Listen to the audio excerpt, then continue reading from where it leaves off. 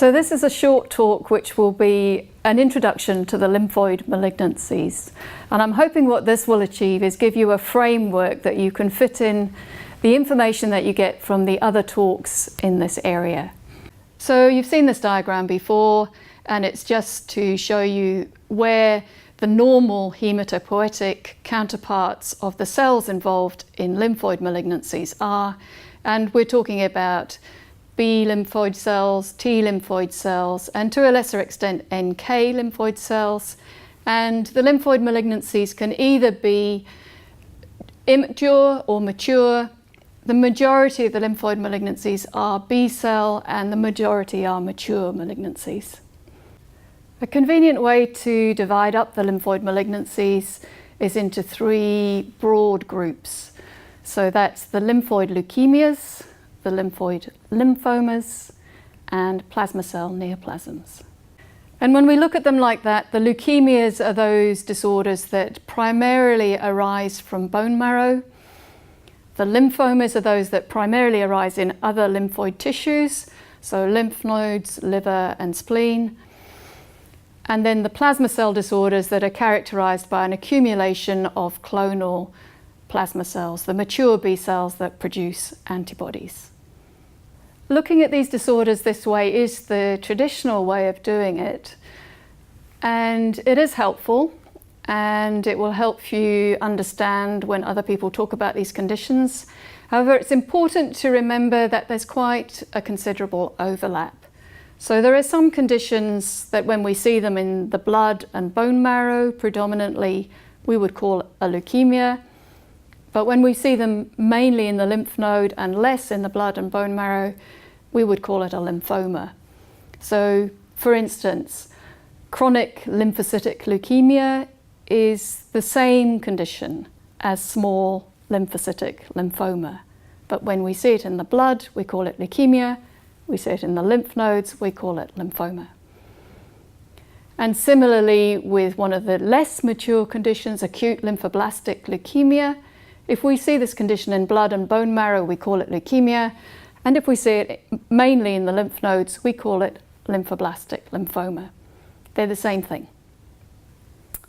The other way to look at the conditions is what is the cell of origin? What would be the normal counterpart of the malignant cell? Is it a mature cell? Is it a primitive cell? Is it a T cell? Is it a B cell? Is it an NK cell? And that is the way that the most modern classification looks at it, the World Health Organization classification. And it's probably helpful to keep both ways of looking at classifying the conditions in your head at the same time. When we come to look at the leukemias, we refer to leukemias either as acute or chronic. And when we say acute leukemia, we mean a leukemia that's arising out of a primitive cell. So the cell that we see are blasts. And these are generally conditions that progress quickly, and if they're not treated early, will become rapidly fatal. Chronic leukemias, on the other hand, tend to arise from more mature cells and progress more slowly. And the other way of classifying leukemias is the cell of origin, as in the WHO classification. So are they B lineage, are they T lineage, are they NK lineage? And at the same time, we also state whether or not they're acute or chronic, although sometimes we just refer to them in terms of the cell that predominates. So if it's pro-lymphocytic leukemia, the predominant malignant cell looks like a pro-lymphocyte. So we'll be telling you more about leukemias at other times.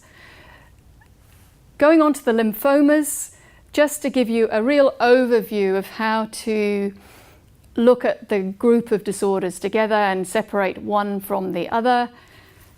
First of all, we take a group of lymphomas called Hodgkin lymphomas, which are characterized by a particular abnormal cell called a Reed-Sternberg cell that you'll hear more about later.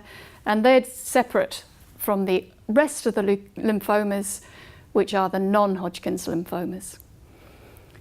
And if we look at the non-Hodgkin's lymphomas, we can very simply divide them into those that are high grade or rapidly progressive, and those that are low grade, generally slowly progressive. And for each of those groups, again, you can have T cell, B cell or NK cell types. The third group of disorders we said we would just briefly talk about as in this overview is the plasma cell neoplasms. And there are four main groups of disorders really. One is MGUS, which stands for monoclonal gammopathy of undetermined significance, which is a pre-malignant condition. Sometimes it turns into plasma cell myeloma and sometimes it doesn't. In itself, it doesn't make people ill in most cases. The second one is one that you really do need to know about, and there will be a separate lecture on, which is plasma cell myeloma. And we will give you lots more information on this in a separate talk. A plasmacytoma is in a way a variation on plasma cell myeloma, where all that we see is a collection of the abnormal plasma cell in a place where it causes a problem. And then there are a group of disorders which are just manifestations of the abnormal antibody proteins that can be secreted by a plasma cell neoplasm. So deposition of immunoglobulin light chains or heavy chains, and that includes a condition called amyloid. So what I hope we've done in this very brief talk is to give you an overview of how to classify the different lymphoid neoplasms, and hopefully that will give you, in a way, pegs on which you can hang other bits of information from other sources and make some sense of the whole group of diseases.